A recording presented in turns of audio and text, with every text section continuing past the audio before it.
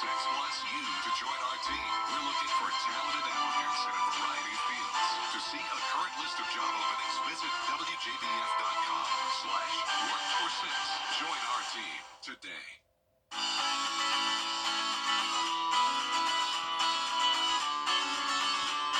Follow News Channel 6 on Instagram. Let's see where it takes us. Good morning, Augusta.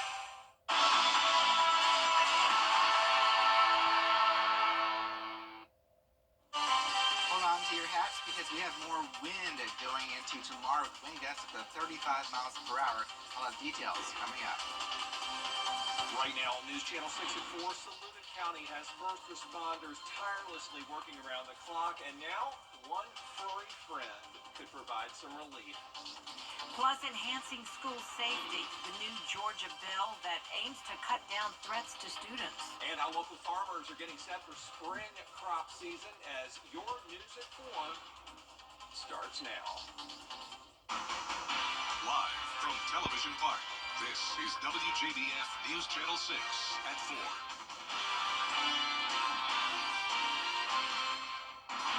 Good afternoon, everybody. I'm Brad Means. And I'm Jenny Montgomery. Thanks so much for joining us.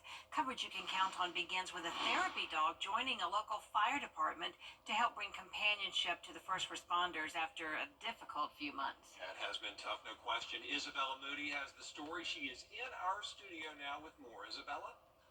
The nonprofit Canine Responder Foundation is donating its first therapy dog, Hope, to the Saluda County Fire Service to symbolize a new chapter and be a tribute to those who made the ultimate sacrifice. Hope is a golden retriever who was born on September 28th, 2024, just one day after Hurricane Helene hit. It was also a day where Saluda County lost 2 firefighters in the line of duty during the storm. I think it's going to bring some smiles back. We hadn't seen smiles for quite some time now, so I think that she's going to make some people a little bit happier than what they are right now. Hope is the first canine to go through the foundation and is going through special training with the Canine Responder Academy, along with completing the American Kennel Club Canine Good Citizen certification. With these certifications, she will be able to help first responders and veterans with things like PTSD. There's something about a dog's heart. They're just there to listen, you know? And people, they always got different kind of attitudes or different kind of opinions, but a dog never does. All they do is show love, and that's what we need. Not only will she be able to help the fire service, but she will also help the coroner's office, victims advocate, and the EMS system in Saluda. A lot of our big gruff guys, those are the ones that hide their feelings and everything else, and including myself. And we toyed around with the idea for a long time, and we finally decided it would be a good move. I think she's going to be a great addition to our family here. Trainers say Hope is calm and affectionate, which helps make her a great fit for the team. And they are all anxious to meet her. I've been tempted to drive up there and take a peek, but I hadn't done it yet. He keeps sending us pictures back and forth talking about how well she's doing. Hope will be an official member of the Saluda Fire Service team on March 21st. Back to you guys. Thanks, Bella. The termination of the Wagner Fire Department contract is on hold. Last night, Aiken County Council members tabled the matter. The fire district is at risk of splitting from the city of Wagner because of a funding shortfall. There's concern that ending the contract with the District 16 fire station could increase response times. Even if they vote to split the districts, we can go to surrounding departments. Right now, we're 2 miles from the fire station. If we join a surrounding fire department, it's 9.8 miles to the closest truck for us to get to. So we would have to drive 10 miles to get to a truck to come back 10 miles to our house to put it out if it were on fire. Council will meet again on March 18th.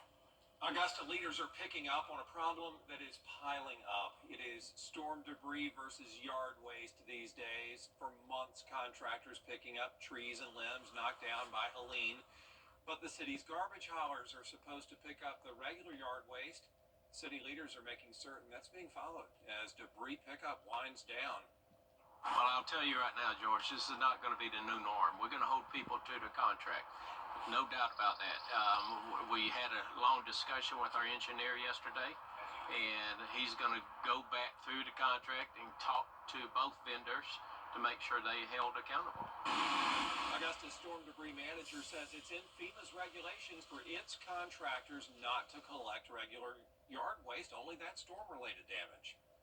It's time now for a first look at the weather. Meteorologist Miller Hyatt joining us now. Miller?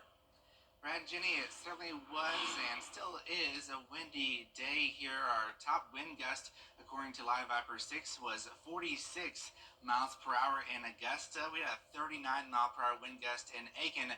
So we did have some tree damage in Aiken County and Saluda County. There was also a report of some street flooding in Aiken County. Otherwise, we're still looking at this wind gust up to about 33 miles per hour in Millen, 32 in Waynesboro right now. So a wind advisory continues for a majority of our counties through 7 p.m. for wind gusts up to 45 miles per hour, but I think those gusts are not going to be as high as 45, so we're looking at around 30-mile-per-hour wind gusts. So right now, check out the wind here in Swainsboro. The palm trees and the American flag are flying fast as we have that wind continuing to gust up to around 33 miles per hour. It is dry right now after those storms rolled on through this morning. Temperatures are not too bad out there, 68 in Augusta, but notice cooler off towards Washington at 58. That is where the cool air is starting to push on in. You can definitely tell a difference, about 5 to 6 degrees cooler, and dew points are also dropping to the 40s across the area. So tonight's going to be pretty chilly as we go into the overnight. 49 by 10 p.m. as you wake up and head to school tomorrow. Those kids will need the jacket. 39, followed by temperatures near 60 degrees. And it only gets warmer. We're talking upper 70s by the end of the weekend. I'll have details coming up. Brad and Jenny. Miller, thanks. Local farmers getting ready for the upcoming watermelon season. Graham Lee shows us how they're preparing.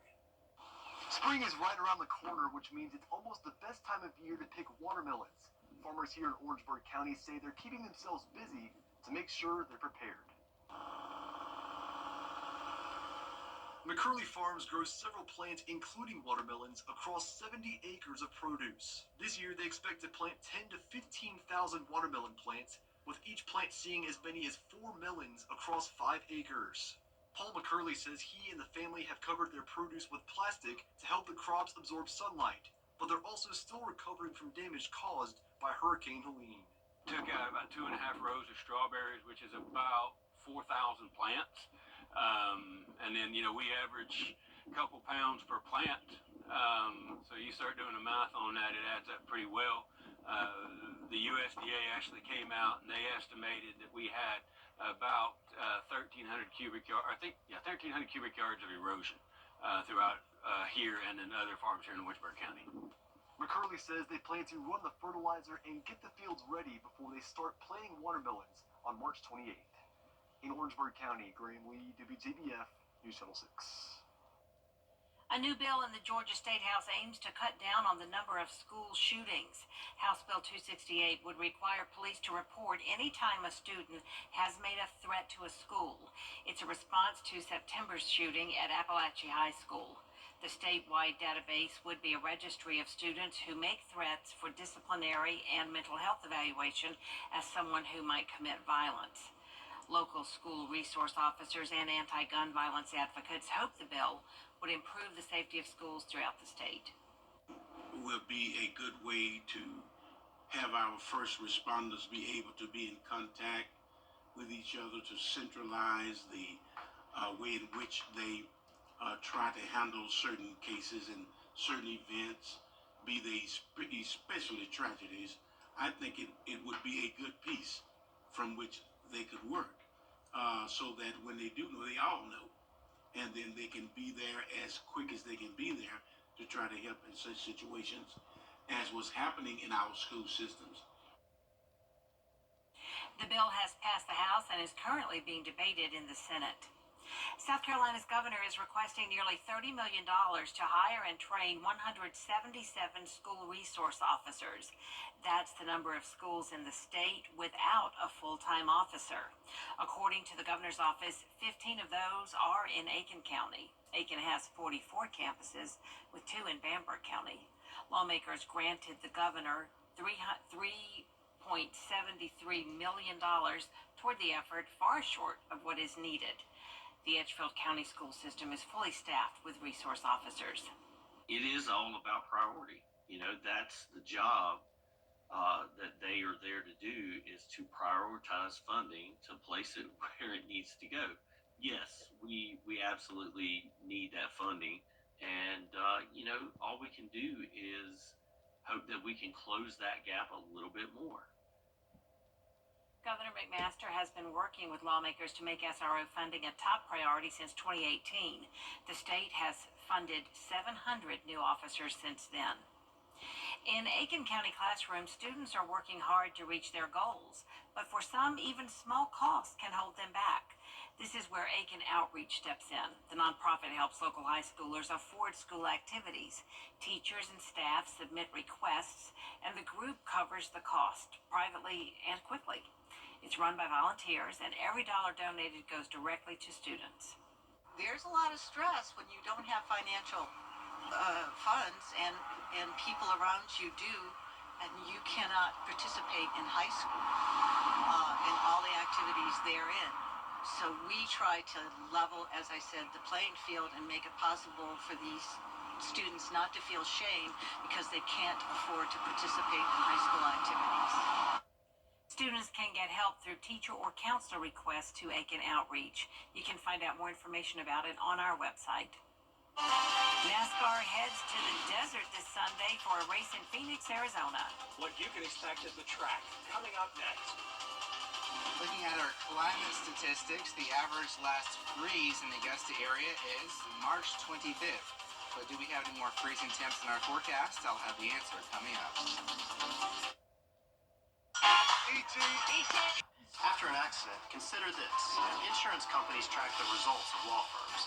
They know which ones ignore lowball offers and file lawsuits, and which ones have never seen the inside of a courtroom. If your lawyer has a reputation for settling cheap, what kind of offer do you think you'll get? I'm Austin Jackson, and my law firm, insurance companies respect us because we stand up for our clients. Injured? Call Austin Jackson, the Augusta guy.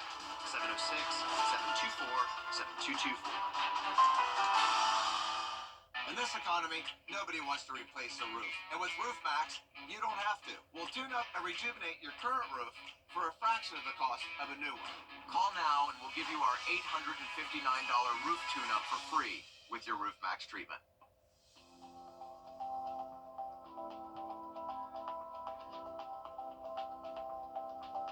I love meeting all sorts of people from all different walks of life. And we've just made a lot of good friends with patients Who have such interesting, wonderful history and lives. No matter where you are in life or who you may be, please come into our office. We'd love to help you.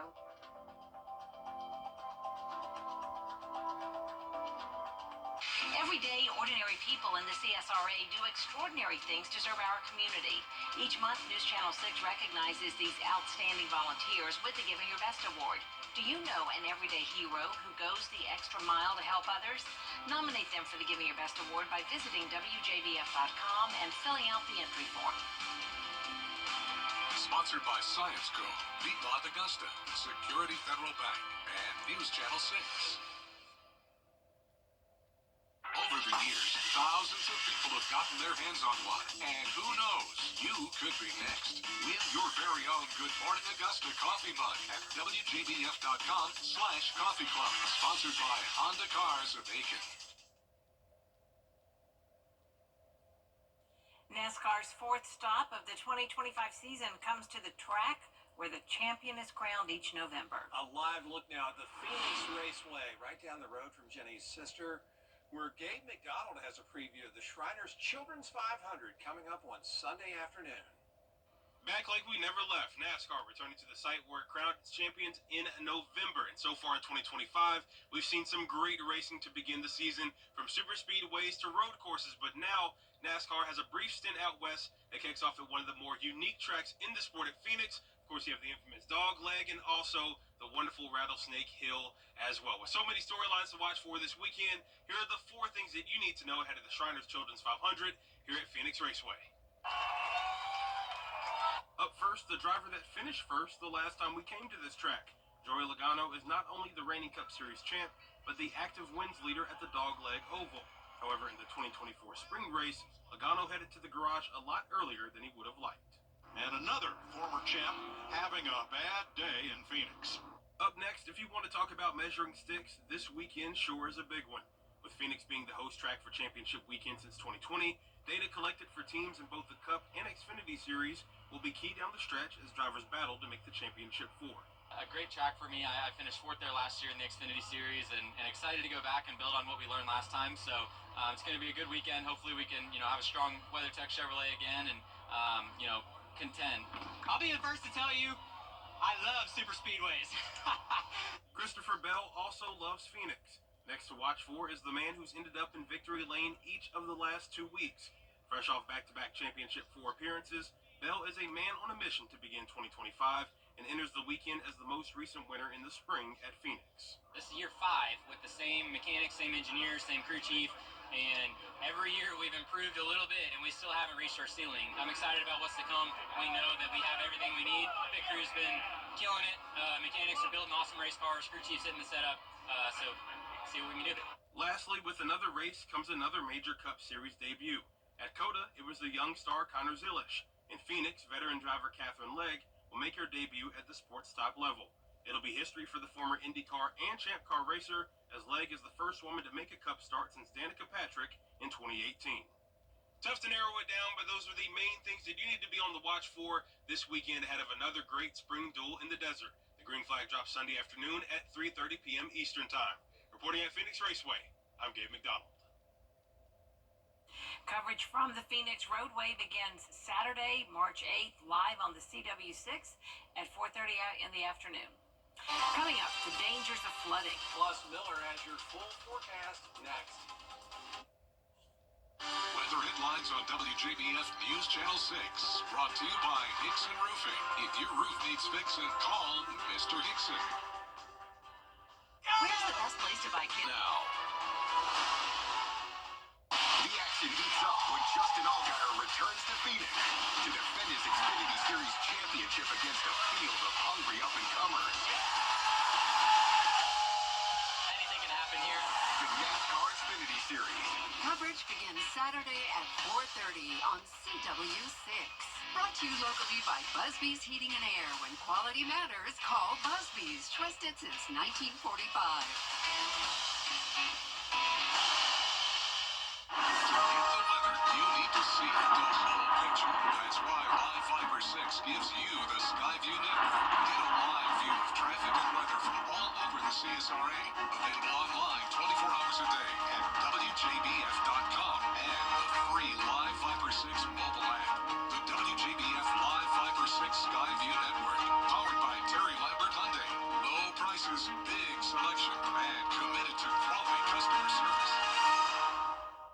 Is rainy weather putting a damper on your day?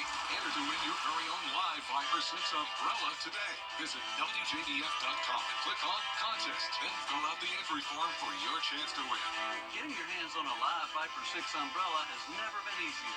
That's right. Lucky winners will be announced weekdays on News Channel 6 at 6. Who knows? It could be you. Sponsored by Busby's Heating and Air. When quality matters, call Busby's. Trusted since 1945. Now, your most accurate forecast with WJBF Live Fiber 6. The winds are howling like a wolf today. Check out the current view of Augusta Regional Airport. That flag is flying. That's a big flag, and it takes a lot of wind for that flag to fly. That's exactly what we're seeing. The sustained winds at 19, but gusting close to 30 miles per hour right now, 68 degrees. So definitely is mild.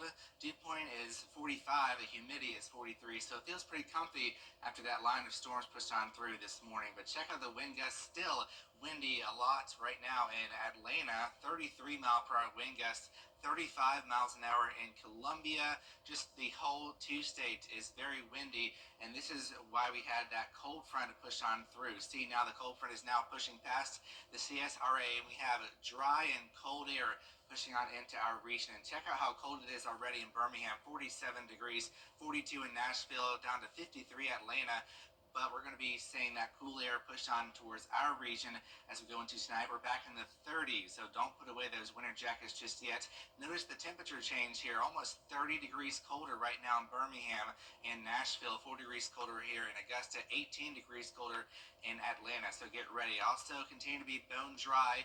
We're looking at dew points down into the 20s up in Nashville. We're going to see a little bit of taste of that as we go on forward. So Futurecast shows things nice and quiet. Skies clear as a bell tonight as we go on forward, and that's going to allow temperatures to fall fast with radiational cooling.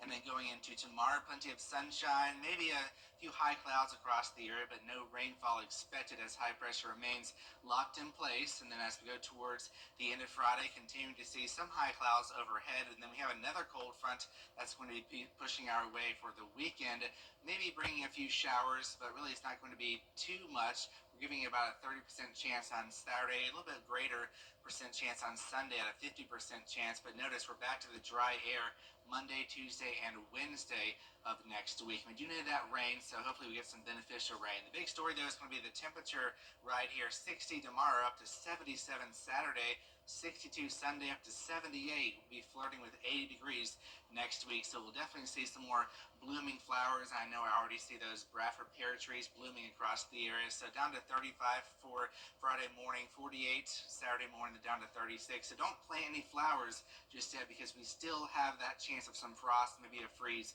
going forward in the next few weeks. So tonight we're seeing temperatures above freezing in the 30s. Tomorrow temperatures around 60 in Augusta, and your 10-day forecast shows that we have spring forward Sunday morning, and then next week most days will be dry. But we do have some rain, and speaking of rain, meteorologist John Lynn has today's severe weather preparedness segment on flooding.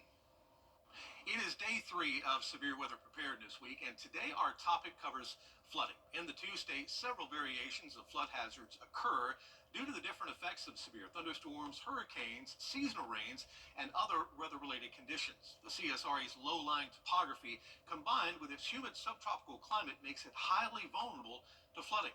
Now, during times of severe weather, it is very important to know the difference between a flood watch and a warning. A flood watch is issued when conditions are favorable for flooding, but it doesn't mean flooding will occur, but it is possible.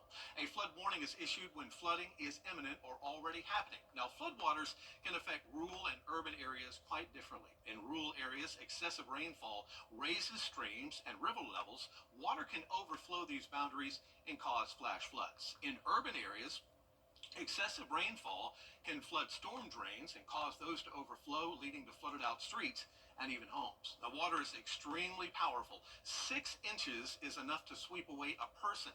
12 inches of water is strong enough to sweep away a small car, and 18 inches of water is enough to sweep away a small truck. So here's a few safety tips to follow. First, if you are not sure if a roadway is flooded out, turn around. Don't drown. If floodwaters rise around your car, abandon the car and move to higher ground if you can do so safely. Second, avoid floodwaters as water may be electrically charged from underground or down power lines. Third, don't drive around barriers. Barriers might be blocking off flooded roadways and unseen washouts. And finally, don't walk in floodwaters. It may be contaminated by oil, gasoline, or raw sewage. And to find out more information on flooding and all types of severe weather, log on to WJBF.com/weather. Coming up, preparing to compete in the World Winter Games in Italy. 3 very special athletes heading to Europe to try to bring home the gold. Transform your bathroom with Cat. Learn to prepare an amazing meal with a hometown feel. We've gathered the best recipes from across the CSRA all in one place. Brandon Dawson and Jarrett Ledger host Your Hometown Kitchen, premiering Friday at 12:30 on News Channel 6. 3 Rhode Island Special Olympians will be embarking on their journey to compete in the 2025 Special Olympics World Games in Italy. Katie McNeil takes us to a special send-off just for them. They are about to make history, not just on behalf of Rhode Island, but on behalf of the United States of America. How awesome is that?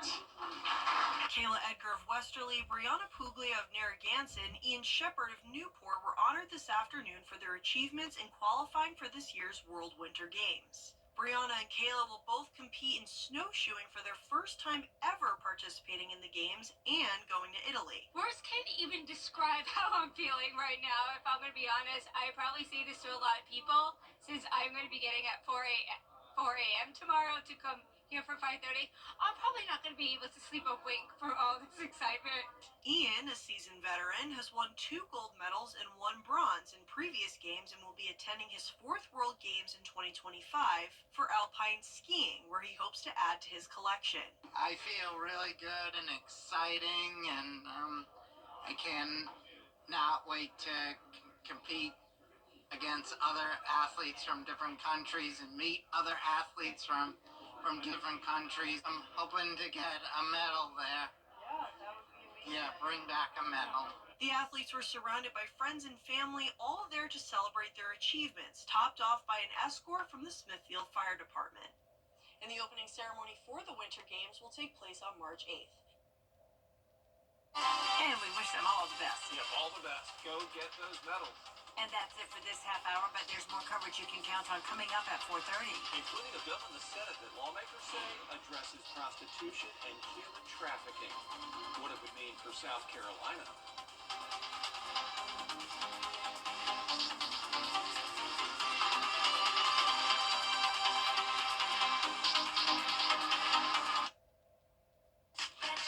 To meet the needs of our community. We are dedicated to your healing with on-site care in oncology, urology, rheumatology, plastic surgery, and so much more. With AO Multi-Specialty Clinic, you can be confident in your full care experience from beginning to end. AO Multi-Specialty Clinic, providing excellence in wellness. Every day, ordinary people in the CSRA do extraordinary things to serve our community. Each month, News Channel 6 recognizes these outstanding volunteers with the Giving Your Best Award. Do you know an everyday hero who goes the extra mile to help others? Nominate them for the Giving Your Best Award by visiting WJBF.com and filling out the entry form.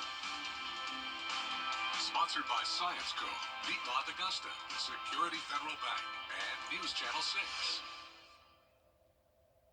Learn to prepare an amazing meal with a hometown feel. We've gathered the best recipes from across the CSRA all in one place. Brandon Dawson and Jarrett Ledger host Your Hometown Kitchen, premiering Friday at 12:30 on News Channel 6. Mix and match your McDonald's faves, from the iconic Big Mac to a juicy 10-piece chicken McNuggets to the classic Filet-O-Fish. Grab any two for just $6. Ba-da-ba-ba-ba. The News Channel 6 mobile app is now even better. Download it today. Well, the wind continues to howl out there, and in fact, we're looking at more windy days ahead. Details coming up. Now on News Channel 6 at 6, cleaning up after Hurricane Helene. Why city leaders are making a distinction between yard waste and storm debris as the season starts now. Live from Television Park, this is WJBF News Channel 6 at 6. Good evening, everyone. I'm Jenny Montgomery. I'm Brad Means. We do thank you for joining us. Coverage you can count on begins with Augusta leaders picking up on a problem that looks to be piling up. For 5 months, contractors have been collecting storm debris off city streets. But as that winds down, city leaders want to make sure regular yard waste is being taken care of. George Escala has the story. It was trash pickup day in the neighborhood the Rosses love to walk. They say they've noticed that sometimes yard waste is getting left behind. Like there's confusion, and somebody needs to say for sure, okay, go ahead and pick it up. I mean, if the FEMA trucks are here and the stuff's there, why not just throw it in? It's raising the question, is it storm debris or regular yard waste? Augusta's debris manager says at the beginning all debris was picked up. But as the storm cleanup winds down, regular yard waste should not be in the mix. But typically, you don't want to have that. It starts to get into eligibility requirements, because they're not here to pick up bushes. That was not a danger. It's not anything that was a hazard. It was not created by the storm. Yard waste is a component of the city's regular garbage service, and commissioners are making it clear to city engineers that the city haulers need to follow the contract when it comes to yard waste. We're going to hold people to the contract. No doubt about that. We had a long discussion with our engineer yesterday, and he's going to go back through the contract and talk to both vendors to make sure they held accountable. Regular yard waste service may have got caught up in the storm, but Augusta residents want it all taken care of. Yeah, somebody needs to pick it up. They need to decide who. City leaders know who is responsible for the storm debris and regular yard waste, and are making sure every hauler understands that. In Augusta, George Escala, WJBF, News Channel 6. It is time now for our first check of the weather. For that, we turn to meteorologist Miller. South Carolina's governor is requesting nearly $30 million to hire and train 177 school resource officers. According to the governor's office, 15 of those are in Aiken County, which has 44 campuses, and one is in Bamberg County, which has 6 campuses. Lawmakers granted the governor $3.7 million toward the effort, falling far short of what is needed. The governor says funding full-time SROs for every school in the Palmetto State is a top priority. I don't know how you could feel, less safe with a school resource officer on campus, especially one that's full time. And it's just, like I said, just the reality of the time that we live in, and it's unfortunate, but it is also real. Governor McMaster has been working with lawmakers on SRO funding since 2018, and the state has funded 700 new officers since then. A therapy dog is set to join a local fire department to help bring companionship to the first responders. It's been a tough few months for them, as you might imagine. Isabella Moody is in the studio now with more. The nonprofit Canine Responder Foundation is donating its first therapy dog, Hope, to the Saluda County Fire Service to symbolize a new chapter and be a tribute to those who made the ultimate sacrifice. Hope is a golden retriever who was born on September 28, 2024, just one day after Hurricane Helene hit. It was also a day where Saluda County lost 2 firefighters in the line of duty during the storm.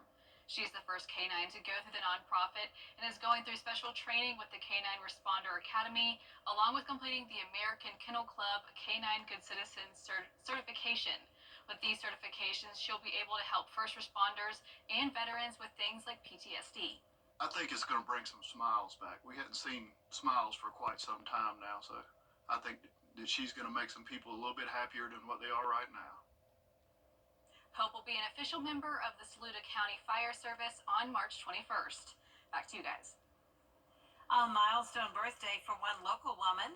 Today, Ms. Muriel Tutt celebrated her 105th birthday. Isn't she beautiful? Amazing. Look at that gorgeous corsage. Her family and friends got together today at her house. They gave her a big old cake and they had a nice party to mark this special occasion. Oh, my family means it all to me.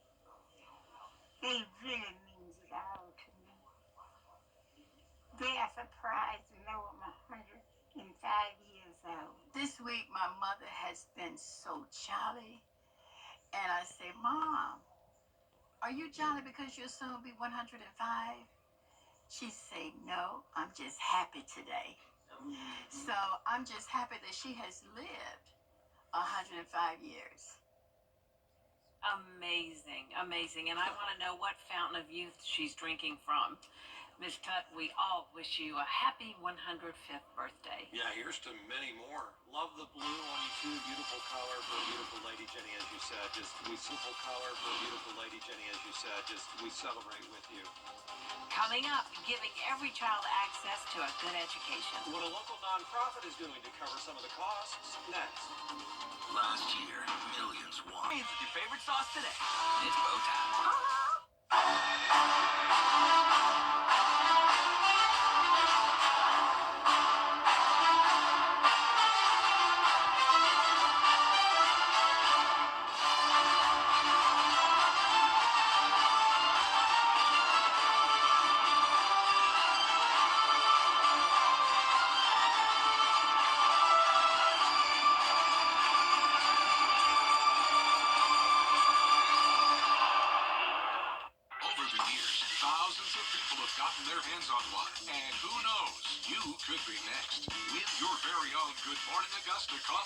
at WJBF.com/coffee club. Sponsored by Honda Cars of Aiken.